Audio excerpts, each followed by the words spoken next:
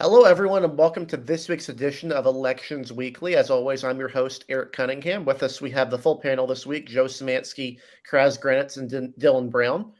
This has been an eventful day in American politics, certainly. Not as eventful as it could have been if the Senate race had had a different outcome.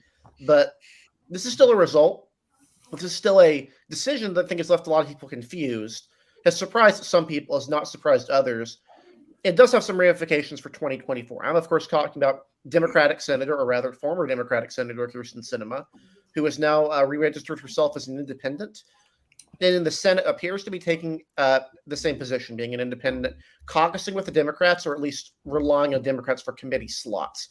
I think we're still unsure as to whether she's officially caucusing with them or not. But what is the case is that she is getting committee assignments from them. She is going to apparently vote the same way she always has. She is just no longer a Democrat. Obviously, this comes in the wake of a midterm which resulted in Democrats gaining a Senate seat somewhat unexpectedly, 51 to 49 majority. So it's in everyone's best interest here on the Democratic side to not reduce themselves to a 50-seat majority again, which is probably why Sinema is keeping those committee seats. Obviously, this has impacts going forward, but before we talk about the election analysis here of what this could mean for 2024, let's go ahead and talk about what this means right now. What has led to this moment? Why has Kyrsten Sinema switched her parties all of a sudden? And what does this mean about, I guess, the future of herself and of the party going forward? Well, what this mean? What led to this? I mean, I think there was a thought. I think her strategy, because it's no secret, Democratic voters aren't big fans of hers. I think she was relying on Mark Kelly to lose. And she was going to make the electability argument like, you need me. I'm the only Democrat who can win federally in Arizona. That didn't happen. Mark Kelly won by 5, more than Sinema did in 2018. So her argument became a little bit harder to make. And I don't think she thought she could win a primary. I think that's the main logic behind her decision. And I think the internal polling that Greg Stanton released kind of echoes that. I mean, Greg Stanton, is it safe to say, is a backbencher? Mm-hmm. And he was up 58 to 17 in his internal polling. So, I mean, I think Sinema was right to think she couldn't win a primary. Mm-hmm. I would agree with most of that, except I would kind of push back on Stanton being a backbencher. I think he is, I guess you could say, in like general terms of the House of Representatives, but also you have to remember this is a guy who's the former mayor of Phoenix. Oh, sure. I was not comfortable with that label. County guy who has a lot of name recognition. He's not someone in leadership, though, is a fair assessment.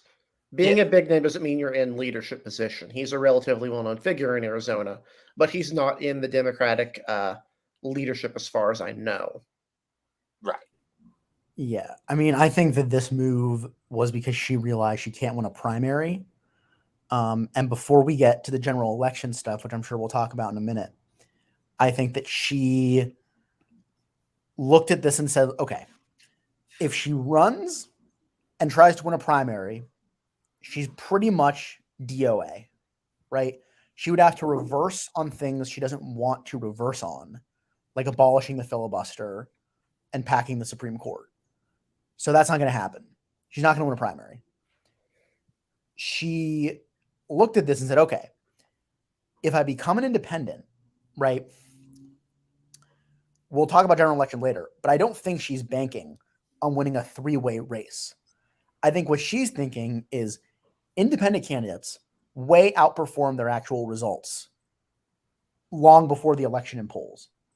Mm-hmm. It is not impossible that we get a series of polls in the next few months that say that if it's Paul Gosar, Kyrsten Sinema, and Greg Stanton, that Gosar wins with 45% and Sinema gets 30 and Stanton gets 25 or something like that, right? And we have a bunch of these polls come out And the theory is that she will be able to scare Democrats basically into blinking first on the three-way race and saying, we'll all get out of the way and back you. We'll clear the field for you because they don't want to risk giving that seat to someone like Gosser. So I think that's her calculus here. Oh, I think it's clearly her calculus. And I think more particular, she's banking on Democrats, the front runner being Pete Gallego, who is a very progressive Democrat who is out of step, I would think most people would say, with the more modern climate you would expect in Arizona. Eric, Ruben Gallego. Ruben Gallego. He's out. Gallego. I thought it was Gallego. Well, regardless of how it's pronounced, he's out. He is a progressive candidate, and he is fairly clearly to the left of what you would consider in the state of Arizona. Granted, so was Kyrsten Sinema 10 years ago, but I don't think Gallego is going to be moderating anytime soon. And I think she's making Democrats looking at this, even in a Republican situation where they nominate a bad candidate like a Paul Gosar, which I don't think that the guy barely clears his own primaries. I don't think he'd win a statewide primary, given he has difficulty winning his own primaries in the first district against no-name people. I think she's banking on the idea that Republicans might actually get their act together and have a credible nominee going forward. Because if it's a Doug Ducey or a Kimberly Yee, that's someone we would in a general environment in Arizona in a presidential race expect him to get between 48 to 52% of the vote in a reasonably competitive contest. And even if Kyrsten Sinema gets 5% of the vote, which I think is a really conservative estimate, that's a situation where that can be enough to flip that to Doug Ducey or Kimberly Yee away from the Democratic candidate. I don't think that's a bad assessment at all. I think the problem here is I don't think Democrats are going to stand down. I think they will rather die with the ship because they really don't like Kyrsten Sinema, and nothing is going to change their mind on this. Yeah, I think her calculus is wrong. I don't think I think it's the best calculus for herself personally. I actually don't think it's that wrong because, yes, a lot of Democrats don't like the way that she has behaved in the Senate.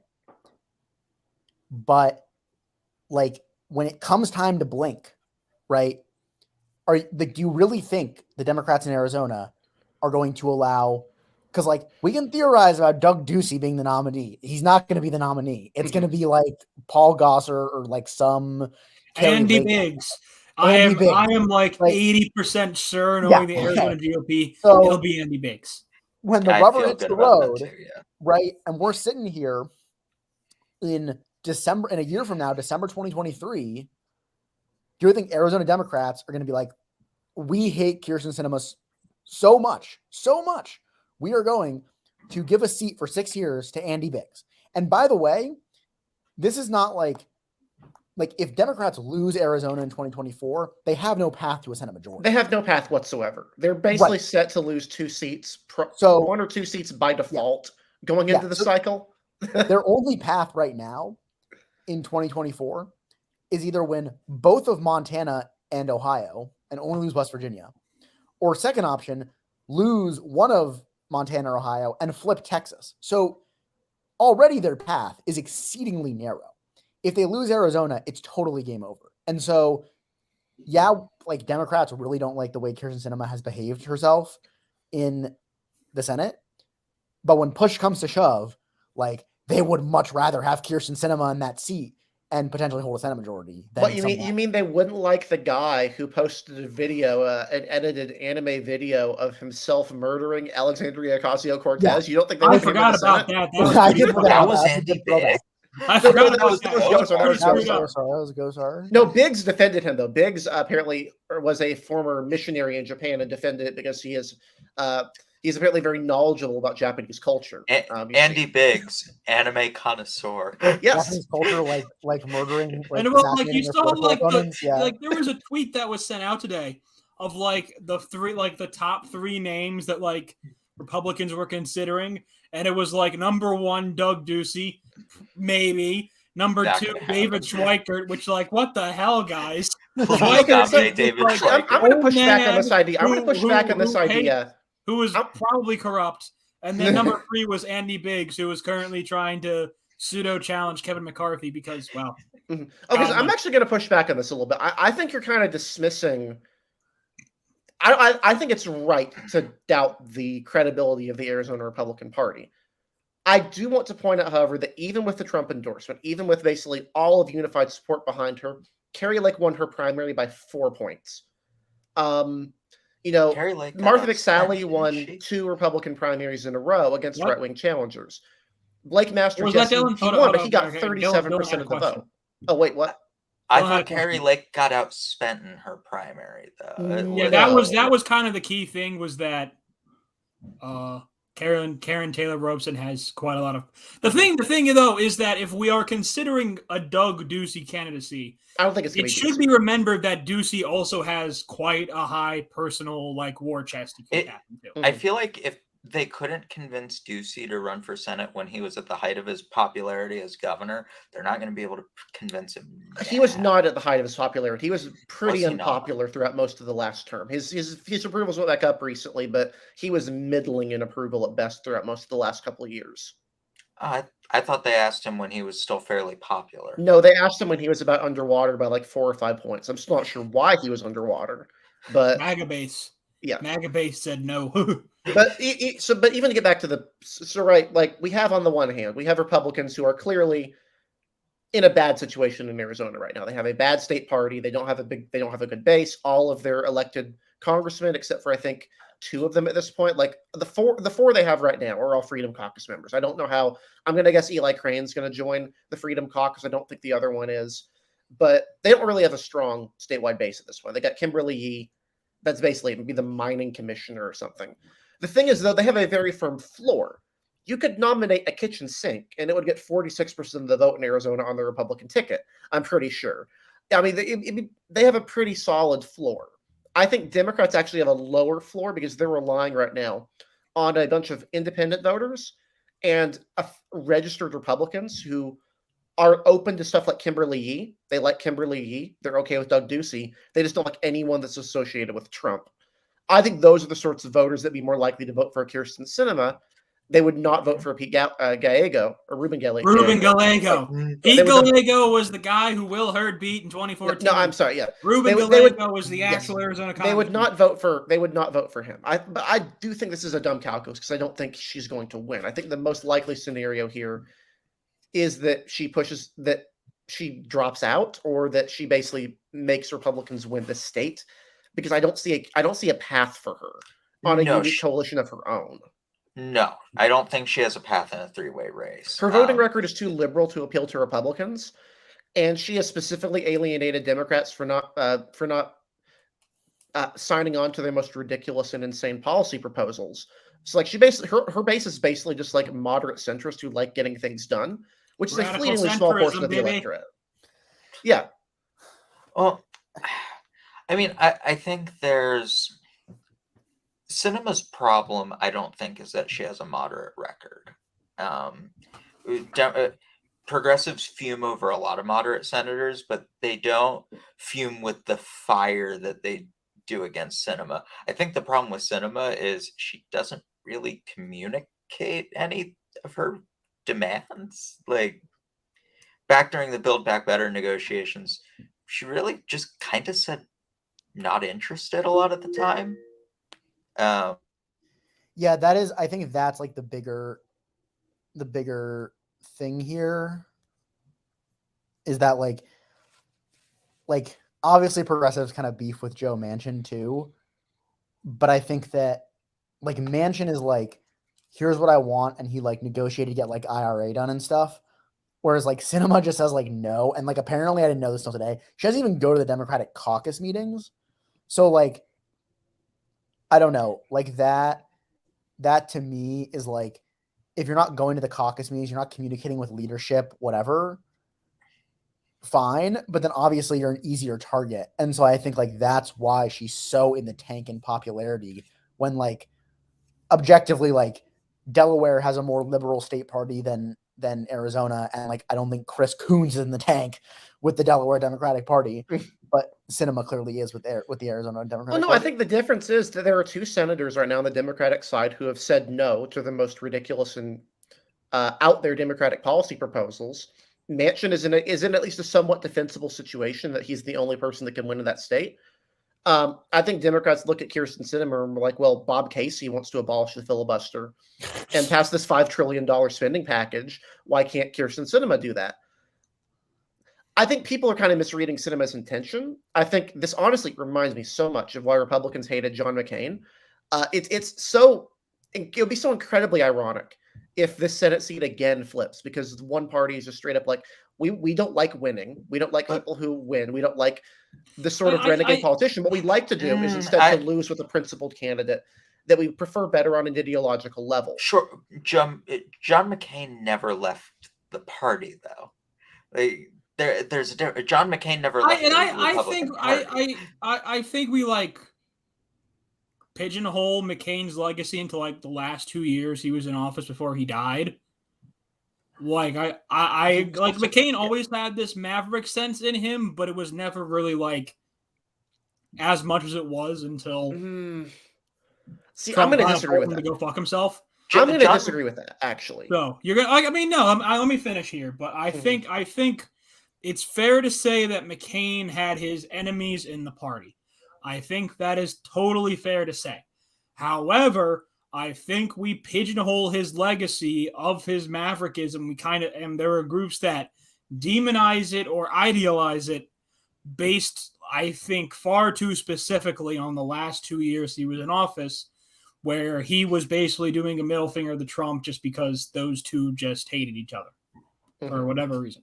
So I would say, having been at age of a time when John McCain was a figure, I will say that movement Republicans loathed John McCain in 2008. They loathed him in 2010. The thing is, they made up a much smaller chunk of the party back then, and he was more or less unable to lose a primary. Keep in mind, he got primaried in 2010. He shifted to the right at the last minute, and that was enough to get him over. He got primaried in 2016 by Kelly Ward, who basically, again, lost because she's Kelly Ward. That's what she does. That's all she does. She's incapable of winning. And, I mean, he ran a very, very credible campaign. He called her Chemtrail Kelly. The Republican base for a very, very long time, or rather people who consider themselves the Republican base, really dislike John McCain. The reason Donald Trump got so much attention early on with a lot of specific people is because he went after John McCain first and foremost. But putting all that aside, I do think this is interesting in that Sinema fits the profile of a politician people would seem to, in theory, like, right? She votes pretty normally with her party on most issues, but is friends with almost everyone on the other side. To a degree, she's able to get them to vote for things you would not otherwise expect them to vote for. Gun control, gay marriage, infrastructure, the CHIPS bill. A lot of stuff she worked on has been able to be passed that would not have passed if it was, say, Chris Coons leading the fight instead of Kirsten Sinema. I think she has a specific relatability to that other side. I think that's pretty useful for a certain set of people. I just think those people make up a much smaller portion of both parties than anyone would like to admit. Even putting aside all this stuff, if she went to caucus meetings, I don't think the left would like her if she went to caucus meetings. I don't think her communicating with people would make anything much better. When she's straight up says she'll never vote to abolish the filibuster, she'll never vote for Build Back Better. She has so many things she will not do. I think it's an ideological dislike, even putting aside all her achievements.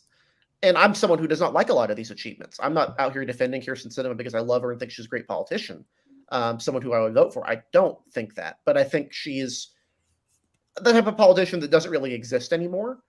And I don't know if that means anything, but it just seems like she would have been a lot more successful in a different era of Senate worksmanship, where this is more common. I also think, though, we're going to be underrating the degree to which, yes, obviously, I think, it's easy to say, well, why don't Democrats in Arizona just like winning?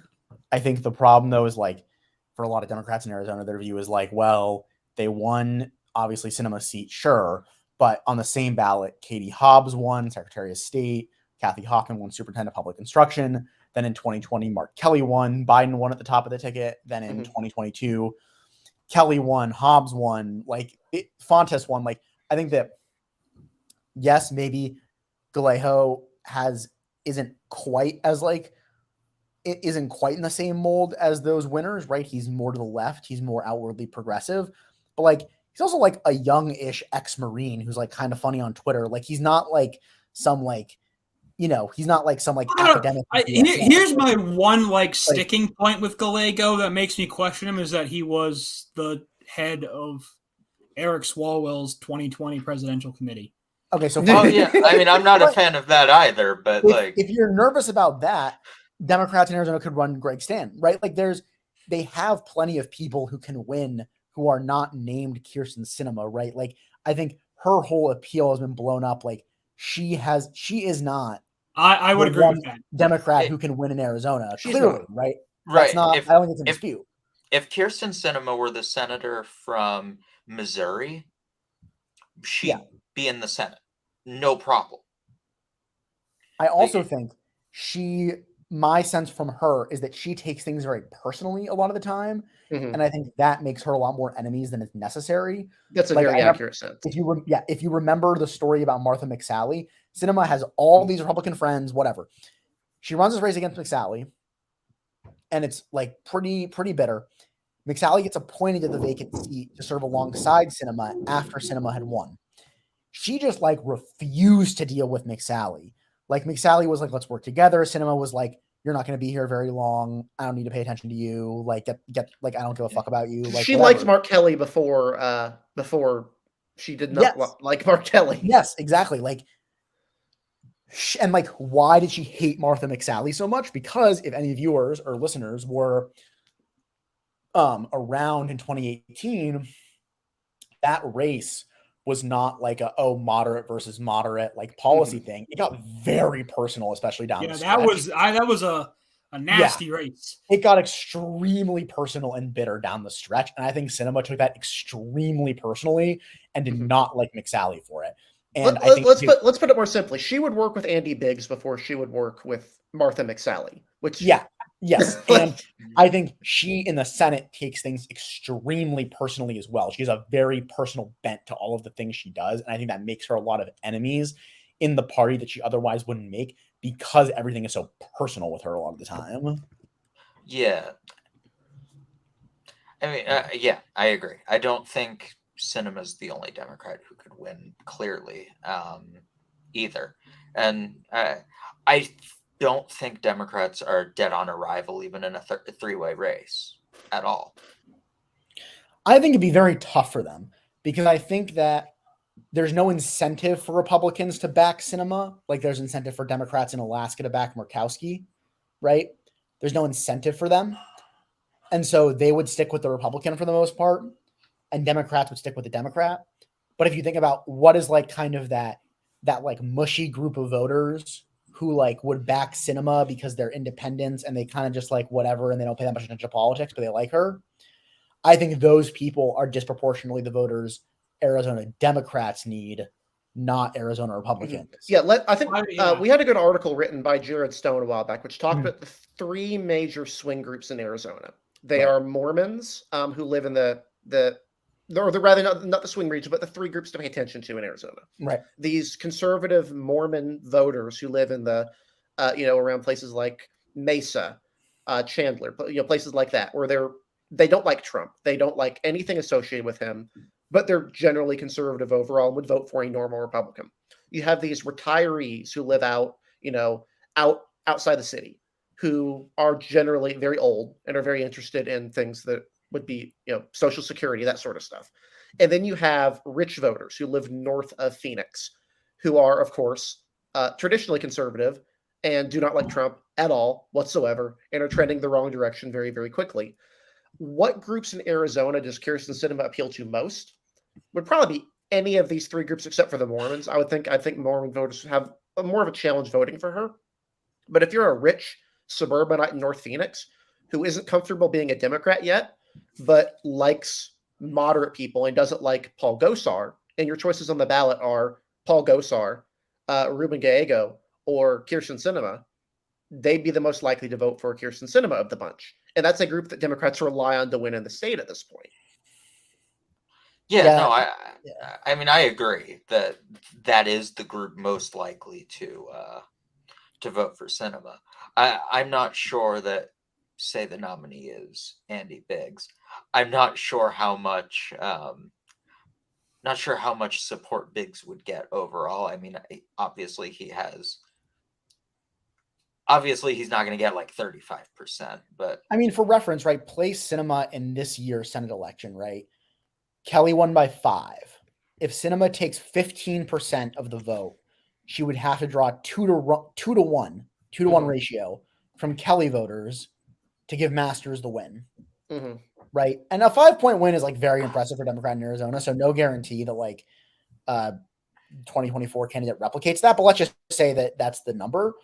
Right. Do you think Cinema draws 2-1 from voters who would vote for Democrats? I kind of think so. Like maybe not, but like, I don't know, like, you know, given who Democrats win in Arizona these days, like it's not impossible that the voters she's winning would be 2-1 or almost 2-1 for the Democrat. I would say this is where the Gallego candidacy specifically kind of comes into like danger territory.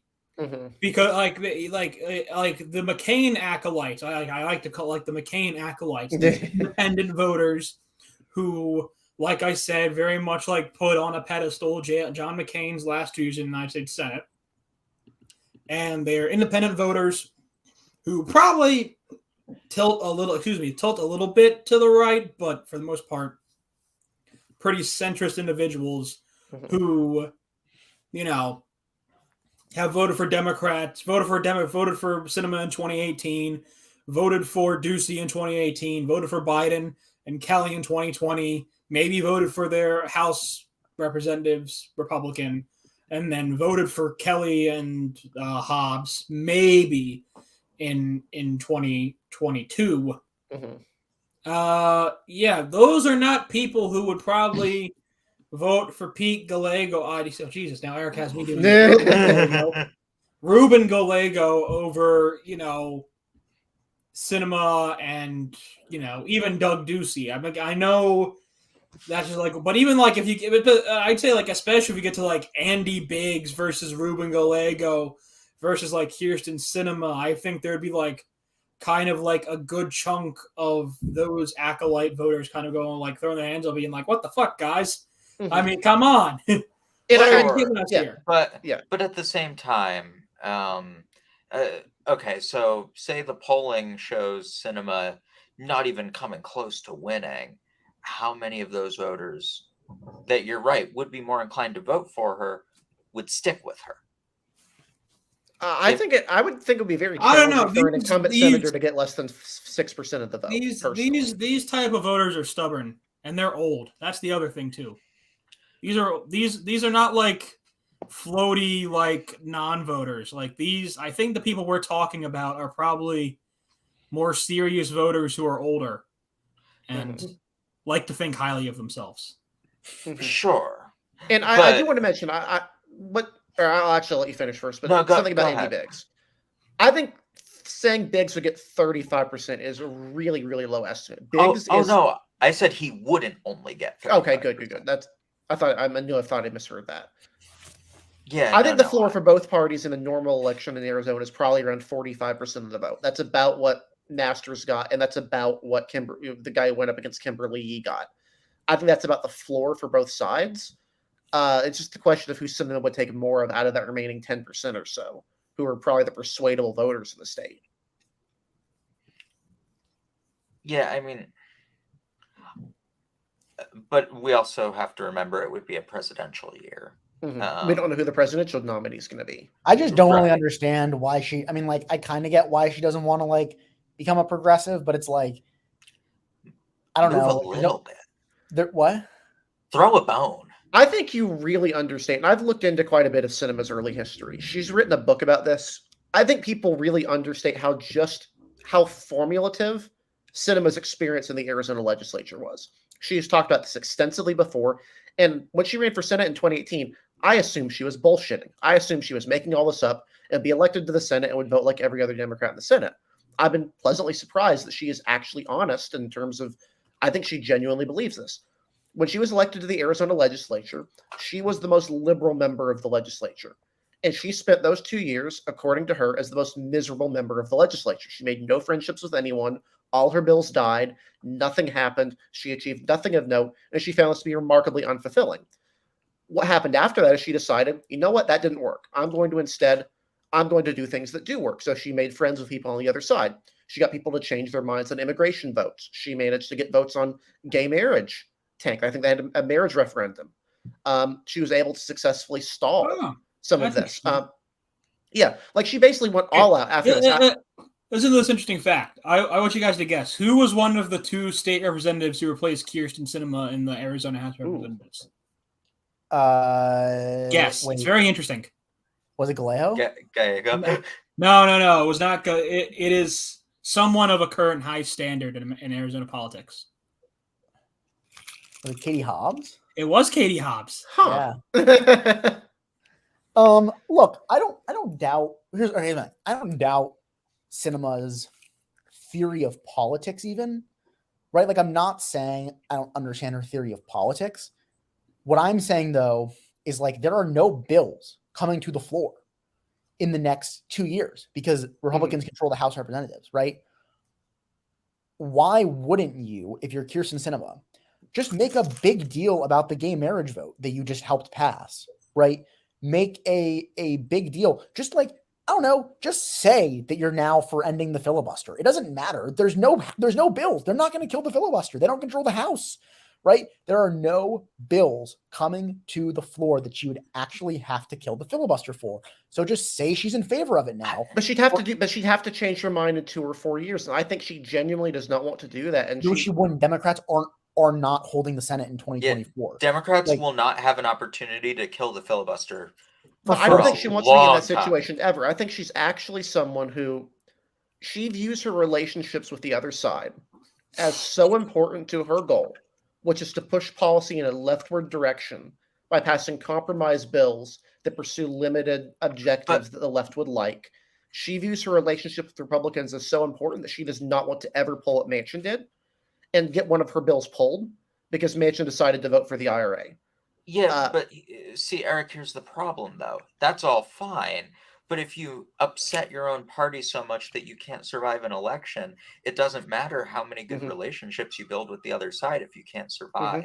That's the flaw in her calculus. I think she's actually somewhat principled about this. She genuinely thinks that the best direction to pursue policy that is lasting and that does things the left would like is to do so on a bipartisan basis while making friends with the other side and luring them into votes they wouldn't otherwise do. I don't mean luring in like some sort of siren sense. I mean like getting people changing minds organically, making a backroom deal, and that's fine and a laudable goal. But at the end, you still have to appease your own side enough that you can go out and do that. She's not willing to throw red meat. But Kraz, I actually think you answered your own question earlier. I think she took the feud with progressives too personally. I don't think she's willing to make that compromise anymore because she's mad at the party. Oh no, I just think like, what's her path? Like, let's just say now. It's Kraz. It's not about winning an election, Kraz. It's about sending a message. Let's say hypothetically she gets more polling back and she's fine, and she says, you know what? I got my polling back. This isn't going to work. Democrats aren't standing down.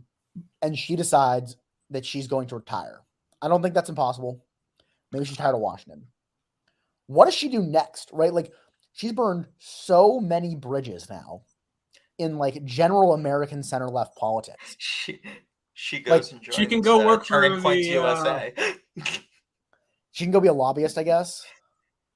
Yeah, she could go work for like the AEI or something like that. I'm sure a group like Chamber of Commerce. She'd be that's probably her path. Yeah, Chamber would take her. Dylan's right. Chamber. I will say to push back on one thing. I think the point about her taking things personally is very prescient. I think what she's taken specifically personally is when people have confronted her on a personal level. So, for example, that was a major turning point, actually. Yeah, now that you mentioned that, when people followed her into the bathroom and were like, "Explain why you're not more progressive." Yeah, that was a pretty like dickhead. And she's like, "No, I'm not. I don't care. Screw you, people. I don't care at this point." Like, I mean, I don't think she was ever going to change her mind, but that really solidified. Yes, she isn't changing her mind. I do think maybe, ironically, her coming up in the Green Party kind of makes her less amenable to this like weird like center left signaling thing all modern Democrats do, where they like Oh my God, have you're to right. say certain things to like stay happy with like the base or like the media. And I think she like actually at some level is correct that a lot of like the you need to say you're for abolishing the filibuster, even if we all know you're not going to ever abolish the filibuster, is like I think she like uniquely kind of like rejects that stuff and is like, no, I'm not going to tell you I'm in favor of abolishing the filibuster just so like I don't know, Yeah. just so like media likes her more. Like I don't know, like I think she rejects Yeah. that stuff. I think honestly, like the vibe I get from her, and this is someone who I don't like her, I would not vote for her. I think she is just genuinely remarkably honest about where she stands on those things. And I don't know if she takes that on a personal level, she wants to seem honest, or she is just too above her pride to lie about some of this stuff. Because again, like she had an opportunity to say all of this stuff in 2018, and she's generally governed like she said she would to a good degree. Whereas people like, Well, that's kind of like the thing of this to all me is that it comes down to like the filibuster, which mhm, is kind of like this I like actually don't think very it like does. I'm going to make my point here. I'm Sorry. going to at least argue this. Like it at the very I think you're right. It's not all the filibuster. You're right. There's been some tax stuff, and there was Build Back Better, which mhm. seems to have been like a turning point with the other chunks of the Democratic base. I think that would be fair to say. But I think like this specific targeting of Cinema started with her stance on the filibuster, which Mhm. is still like I would say to like the general American voter, like still this like very grainy issue, I'd say. And like that's the thing, like you're gonna start going after someone for it. It's not because she was against, like a gay rights thing or abortion or, healthcare or something like that. No, like she was just very vocally starting off against the filibuster, and then it just started into this very large downhill turn of things that I think seems very stupid.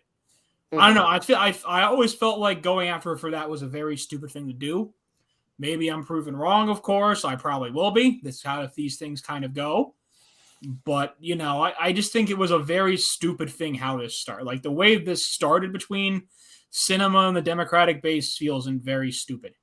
Like it feels Mhm. like it was a very stupid point to start off I from. mean, the smart play would have been for her. The smart play in theory, if she was really concerned about that, would have been to because Manchin was never going to do this, would be to say yes, I support abolishing the filibuster, and then never do it because Manchin was never going to vote for that, and then everyone knows why he wouldn't, and then everyone has a great day. I she's not she does not like that form of politics for some reason, for whatever reason, she's not a fan of that. I don't know. The general vibe I get from her is that she does not care what anyone else thinks, which is to some degree an admirable trait, and to other degrees is a very dumb trait to have in politics. When you're I was gonna say like it's a very admirable trait to have when you don't work in an industry where your entire profession is Yes, contingent on you getting a lot of people to like you and think and like positively even of you. yeah, and like even like someone like Murkowski, right? Murkowski Right.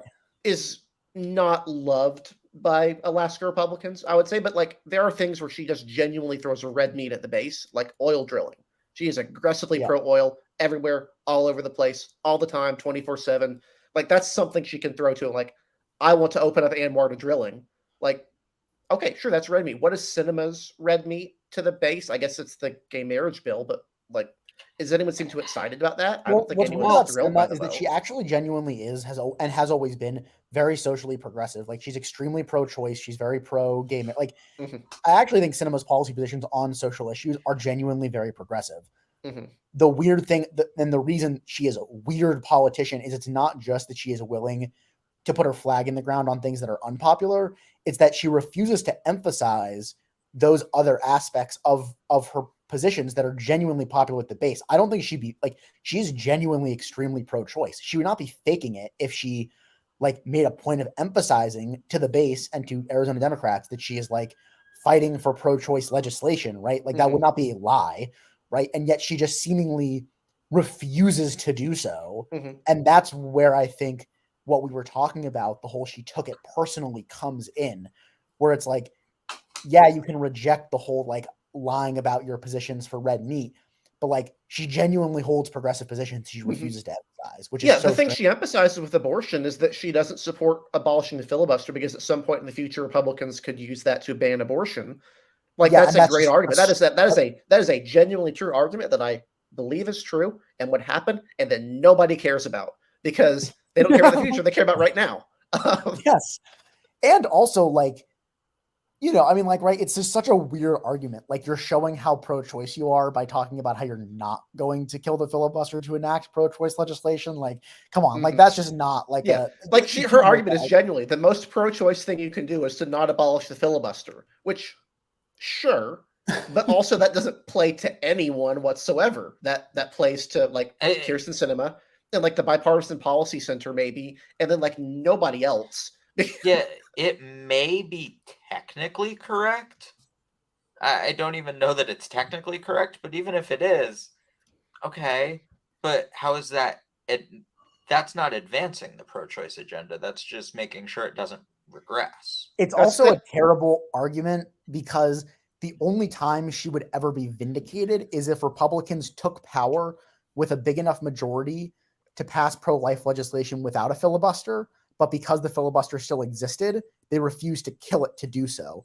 Right? The only time her argument could be vindicated is at some hypothetical point in the future with a hypothetical Republican trifecta, which, like, sure, I guess, like, maybe she'll be vindicated at some point in the future, but like, what, that's 4 to 6 years from now, and then like by that point it's like everybody will forget she said all that. Like, it's just not, you're not gonna It's be not a viable thing. It's like Yeah, not it's a viable thing to to be hold on vindicated to. on, like- It's just not. Yeah, I Which is just like, think which again, like just the weird thing in all this. Like it was like a very random thing that like got announced at like 4:30 in the morning Arizona time or something like that. Like just like very random. Like what? It's Friday. I guess it's Friday, so I guess it's not like a random day or something. Not like a random Tuesday before Christmas or something. But still, like very like we got. I think the weird thing is like in a time and age where I feel like we get leaked anything big that happens in Washington, like a day or two in advance, like, hey, something's coming here. Like, we heard jack shit about this yeah, until today. And then we all, like, I woke up this morning, I checked Twitter, it's like, Kirsten Sinema's an independent now. What a world. What the hell? Mm-hmm. It is funny, though. It's like, I don't know if maybe she sees herself as Cassandra, that she's cursed to just tell things to Democrats that are going to come true at some point and they're not going to believe her and she's going to be vindicated in the future. But like, that doesn't offer anyone any sort of electoral message. I think Democrats tolerated it for so long because they genuinely believed she was the only person who could win in Arizona. They created the 9th district for her. That district was drawn with Kirsten Sinema in mind. That's a known thing. They created the North Phoenix district so they could elect Kirsten Sinema and hopefully have her win a Senate election somewhere down the line, or at least have an influence in the House. Obviously, now she's not. There are other Democrats elected in Arizona. It's just a weird situation. I think we've already kind of talked about the electoral impact of this. I don't think any of us thinks Kirsten Sinema could win, short of a situation where Democrats do blink, which they won't. Again, it would be a weird situation. Yeah, I mean, again, Chuck Schumer recruits everyone, so like they had this in mind for a while. It's not like she was. I think they just genuinely thought that when she got elected, she would stop being moderate and would become the Green Party person again. And I don't think they realized that was never going to happen. I think the only person who genuinely believed what she said was Kirsten Sinema. I think generally the expectation was that she would be elected and she'd be a normal Democrat doing normal Democrat things. And then when Arizona got blue, she would basically pull a Kirsten Gillibrand and would renounce her previous moderatism and become a full-blown progressive again. That's not going to happen because, one, she's probably not going to be in office in 2 years. And two, there's already people elected statewide as Democrats in Arizona. It's not like she's the only one who can do that. She's just to lead the charge anymore. I don't know. I just find the entire situation somewhat strange and bewildering, and I don't think anyone's going to win here other than maybe the Arizona Republican Party.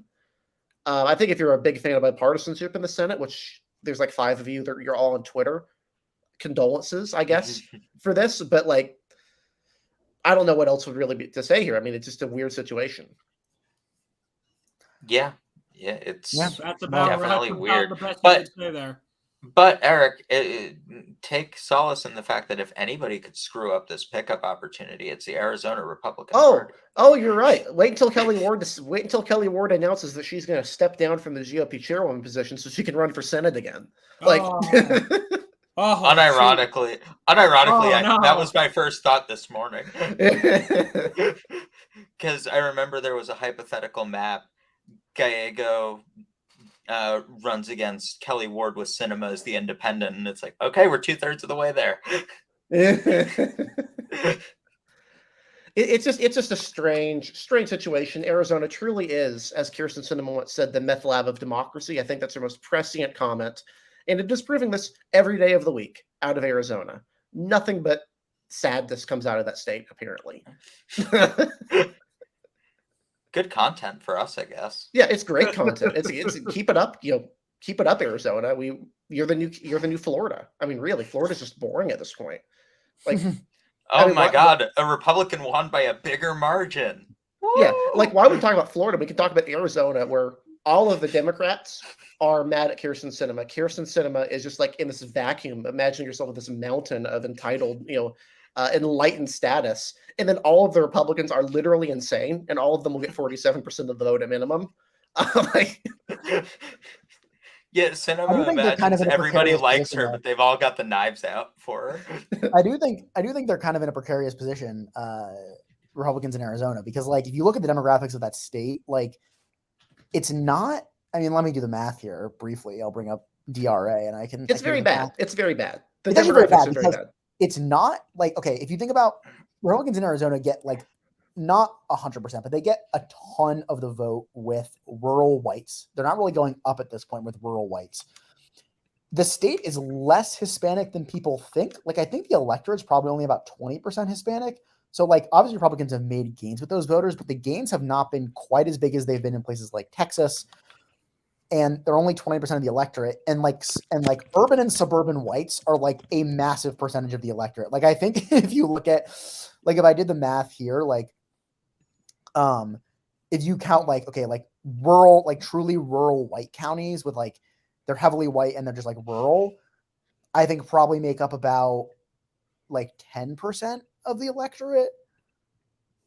And then urban and suburban whites are like literally like 65% of the Arizona electorate. Again, like two of the big groups in Arizona are Mormons, who are becoming less Republican, and rich suburbanites who are definitely becoming less Republican. And like also like even places like Pinal County shifted Pinal, which is like a suburban exurban county outside of Phoenix, shifted from Trump plus 19 to Trump plus, I guess, like 17. So not huge, but like I do think it's a state demographically that Republicans should probably be kind of worried about because like we saw what happened in Virginia. Like, yes, Glenn Youngkin won, but just being realistic here, like, Virginia is still a tough hill to climb for Republicans now or tougher than it was before. So.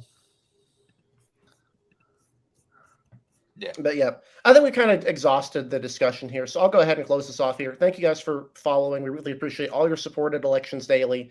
Be sure to like and subscribe wherever you're watching us from, whatever you're doing. We really appreciate it. We're on Twitter, Twitch, YouTube, Facebook, Instagram. We're everywhere. So just find us and like us wherever you do.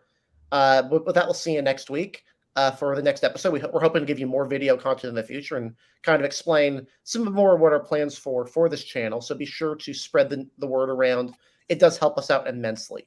But again, thank you guys for watching. We'll see you next week. Next week's edition of Elections Weekly.